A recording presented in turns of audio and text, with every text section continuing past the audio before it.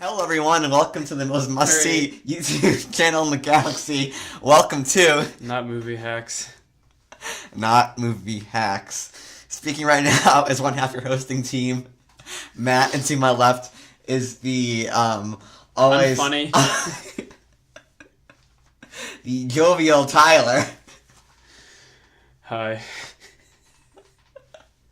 Alright, what movie did we see this time, Matt?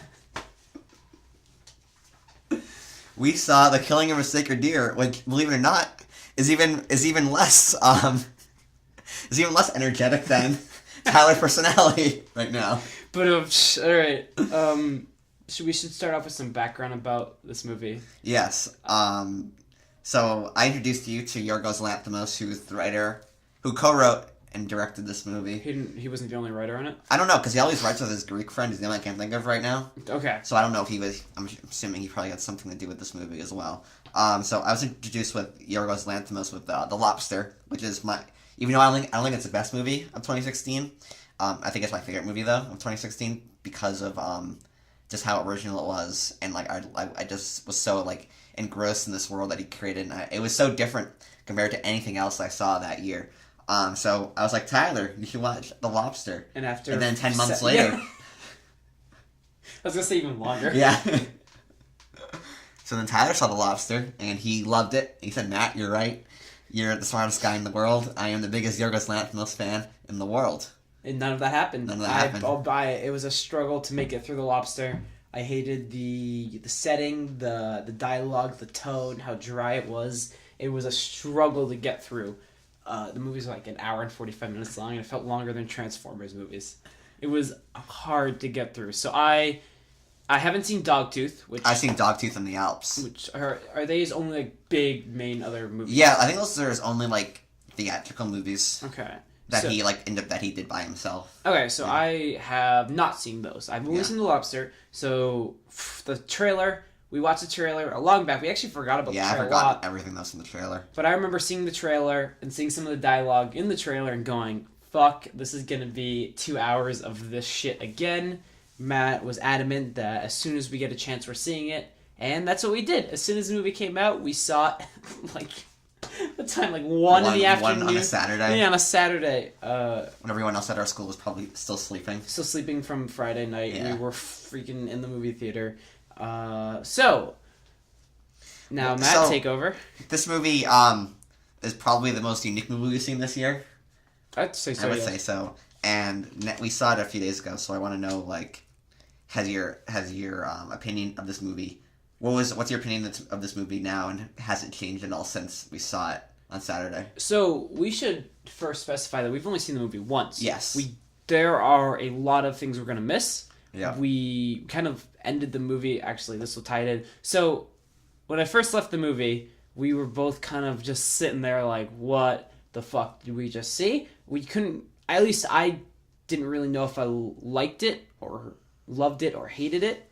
And since then, I've kind of at least grounded that I think it's a really good movie. I still don't really understand a lot of the things about it for what I did get, and what I did understand, it's a very, very unique and a movie everyone should go check out, because I think you put it best. This is what Mother was trying to be. Mother was marketed as. Yeah, I said this after we saw the movie, that Mother was marketed as, like, this is so messed up. You're not even gonna, like, your face is gonna explode when you see it. And we figured it out, like, 10 minutes in. We're like, okay, this is... you figured it out. I think it was once like you said it, yeah, I was like, oh, this is a giant allegory for the Bible. And then it only exists in that realm. I feel like Killing a Sacred Deer is messed up. It doesn't need to be, like, gratuitous, though. Like, there's no, like... Like, I feel like Mother reverted to gratuitous violence and imagery to, like, get a reaction. Whereas I think that Killing a Sacred Deer, like, even though, like, you're not in love with these characters, like, they are like, you understand them, and they are more detailed and more relatable than what we saw in Mother. And, like, the fear in that, and, like, the messed up stuff, and that comes in, like, the psychological aspect of it. Mm-hmm. And the fact that, like, this movie is very unpredictable. This is basically, like, nothing. It gets compared to The Shining, which I think only exists in the fact that they're both, like, unique. Like, they're not similar movies, I don't think. No, I think it's just, they're similar in the idea that the main character, surrounding the main character, kind of essentially has to breaks down a little bit. Yeah. I think that's really it. Yeah. And the fact that both Colin Farrell and Jack Nicholson are fantastic actors. Yeah. That's about it. But I think you said about that Mother seems to think that chaos it would be confusing, which is what they're trying to do with in this one. There's nothing's really explained in the movie. Actually, is anything really explained in the movie? Everything is kind of just left open to your interpretation to figure it out. While Mother, you understand it, and that's it. You can't really go into depth with. In this one, you can pick apart scene by scene, and still get something new each time. So yeah, this is out of any movie, I'm most excited to see this one again.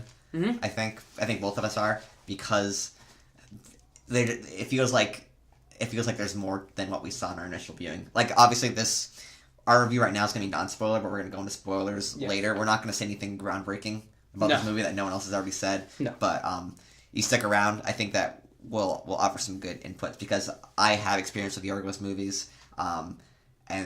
So we'll have two alternate perspectives, basically, and it'll be an interesting... I'm a more casual... Yeah. Not film fan, but casual fan when it comes to this kind of genre. Yeah. Well, you have more experience. We'll have an interesting dialogue. Probably not. Yeah. It's just going to be me rewatching this and cringing at everything I'm going to say. I hate this. All right. So, in our non-spoiler section, we're going to start off with the performances. Do you want me to start? Well, I wanted to specifically talk about probably the breakout of this. Barry Keoghan? Yeah, whatever. Martin. Is this his first movie? I think we talked about I think he's done other movies. So, but this is his first, bigger. Big movie. This guy is apparently 26. Yeah. Which is incredible because he looks like a 13, 14, 15-year-old. But he gives one of the most, unhinged... not unhinged. Uncomfortable. Yeah. And unsettling performances I've ever seen. Because you can never really pinpoint what is happening with his character or what he's about, or they give you a little bit of his motivations, but you can never really, in a movie similar to this, like they tried to do with Mother. We're going to probably compare this movie to Mother a lot. But Mother gives you answers to what these characters are thinking and these characters' motivations and really who they are. This character is completely unpredictable. Yeah. You never really figure out anything about him. No, and I think some of it comes with the fact that I feel like part of his performance makes him seem younger than he is. I'd give him credit for that, because I feel like if he portrayed a 26-year-old, he'd be fine. Yeah. I'd believe it. But because of the way he holds himself, the way he talks, he comes off as a young teenager. But there's always a level of uncomfortability when you're seeing him perform. It's sort of like American Psycho, Christian Bale, but more realistic and more unsettling and more angsty teen unsettling. I would say it's more realistic. This is where the character I feel is really interesting, because it feels more realistic, but at the same time feels more mythical. Yeah. Or just this can't be a character in this real world. Yeah. It just feels so odd and detached. And he holds his own. With Oscar winner Nicole Kidman, Colin Farrell. He steals every scene he's in with them, which is just... I'm really excited to see him in more movies. He's... if you want to see... He probably really should be nominated for something. He should. I don't think he will, because it's such a weird performance. No. It's not like portraying a historical figure or something. Or someone who's gay or something. Yeah. No. They don't want psychopaths. No, he's not playing a gay black man. Yeah. Okay. Ooh. Tyler said that, not me. My views represent both of our views at NotMovieHacks. Not at all. All right, keep going. Okay, so I want to... Did you enjoy... Because it's hard to talk about non-spoilers for this, but as vaguely, did you enjoy Nicole Kidman, Colin Farrell? Did you think they did a good job? Yeah, I mean, they're two very experienced and fantastic actors, and they're both... I mean... Yeah, you would think with Nicole Kidman's character in this movie, you would think that the type of character that she is, she'd be kind of cast aside. But she is a main character. She's given stuff to do. She's given... I think you said it also that this isn't really a spoiler, but the second half of the movie shifts a little bit more towards her perspective, not Yeah. just Colin Farrell's. They actually kind of share it equally. So she is given her own stuff to do. So she's not just the wife character like a lot of now middle-aged, successful woman Yeah. actresses are. They're kind of typecast into woman role. She's actually given a lot to do. And She is. same with Colin Farrell. I mean, he's the star of this movie. He's utterly fantastic, and so are both the kid actors too. I thought the younger kid was a little out of place. Like, I feel like, I mean, it's not like he's young, so he probably doesn't really understand. Like, he probably never saw the lobster Dogtooth. Mm-hmm. I felt like his voice didn't have like the same dryness that he always sounded like a little too much like a teenager. Like what? This is one of the kind of issues I had with the movie, but we'll get to it because it's kind of a spoiler, so we'll go back to it. Yeah. But I can understand that because that's something I want. He always felt like he felt like normal, like he felt too normal. Yeah. You know. But he still did a good job with what he was given. Mm-hmm. And he's just a kid. You can't really fault him for it. And No. he's in this weird art house movie. He's like, dude, I just want money. Do you think you can pronounce the director's name? No. He's probably like, Yorgi! And Yorgos Lanthimos just stares at him. It's deadpan. He's like your acting's not dry enough. Yeah. Here, eat this Irish cake, Irish bread. Eat a saltine. Yeah, eat a saltine. He's just like, what role can I give you next in my next movie? Oh, let me think. You're an aborted child. You were supposed to be aborted, but you survived somehow, and your family resents you for it. What will I call it? What the hell? Is this director actually like that? How is he? Like, is he a very... In interviews, like with Colin Farrell, Colin Farrell's all, like, I love Colin Farrell because, like, in interviews he's always, like, super, like, passionate about what his projects and everything. Yeah. He's always like, yes, I love this, and then blah, blah, blah. Like, he knows, like, he's a smart man, and, like, Yorgos Lanthimos in his interviews just... Yeah. It's like, they're like, Yorgos, are you awake? He's like, yeah. I exist outside of this reality. You're all swine.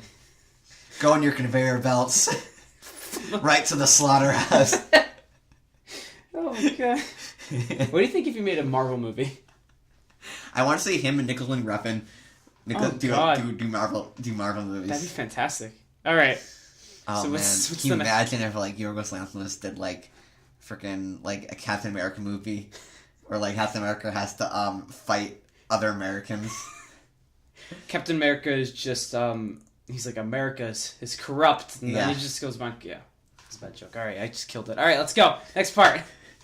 I watched our Game of Thrones video, and I hate my voice and everything and all the jokes I make, so now I'm kind of demotivated. All right, now to the writing. Hey, all right, next part. So, do you want to just cut to spoilers? Do you have more of non-spoilers? I mean, let's just vaguely talk about, like, did you enjoy, like, the writing, the directing of it? Because I know did you enjoy it more in this movie than you did in, It's a spoiler thing, though. Yeah, okay, never mind. Spoilers. Yeah, so, yeah, this is all spoilers. We can talk about directing. Directing's fantastic. As well, yeah. He does what Brawl and Cell Block 99 does, where he just puts the camera in a corner. Yeah. And we'll just act out a scene.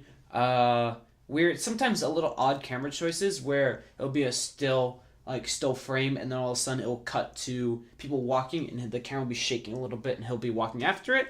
So a little sometimes odd directing choices, but other than that, the movie looks amazing. It looks fake. Like everything in this movie doesn't feel like it's in our reality, but it is, and that's just kind of credit to the director. I think everything in this movie is intentional. So any kind of complaints that we have, I feel like are done on purpose. There's definitely like a sense of he had a bigger budget for this movie. Yeah. And like I want to see this again because I'm used to him not having a budget. Yeah. And like so there's wide city shots. Everything looks visually appealing. Mm-hmm. But like I'm used to like things being more drab and like less space. Like everything's always close up. And like it's like with the Alps, Dogtooth, and Lobster, they always felt like they were separate from reality because of all these close-up shots. You never really get a sense of like space between like where's this person going, where do they live, which I always enjoy because the topics he handles are always so like with his unique writing style and like the topics he handles, like it works for that. Mm-hmm. It's like kind of seeing that same writing style with like the more modern movie directing style. Yeah.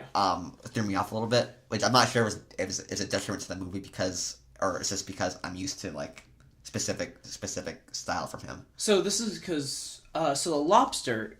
I mean, the movie's kind of like desaturated. Yeah. With really like gray and like bland colors, which is like meant to kind of like show the dystopian universe that they're in. But in this movie, everything's kind of like bright and lively and sunny and almost like, again, like mythical, which I think is what they're trying to go for. Like it's very like it's in our world, but it's like bright and beautiful. I don't know. Because I saw The Lobster, and I mean, if he's doing the same thing, and he's trying to use like color and setting to like convey what the movie is, or just convey like a thing about the movie, then you can assume that he did the same in this. So. And then I just want to give this is the last part where non-spoiler section. I just wanted to give a shout out to the music in this movie. Music's really great, and no one's really talking about it. It's creepy. It's very creepy. If the movie opens with just classical music, Yeah, just black screen classical music, and it continues. The music, because a lot of times there isn't music in the scenes, but as soon as the music that there's like an eerie score that plays, and you're always kind of on the edge of your seat. Like something is gonna happen, and the music is used. It's probably one of the best parts of the movie. Yes, it's used so effectively in every scene that it's in. All right, and do you just want to give your final thoughts? Do you recommend? I would say if you did not like The Lobster, I'd say still give this movie a shot. If you like The Lobster, you're gonna find enjoyment out of this. It's essentially like this. This isn't a spoiler, but if you're not a fan of the style that Lobster is, the first half of the movie is in that style. We'll get more to it in the non-spoiler section, but the first half of the movie, the first hour, is very similar dialogue-wise.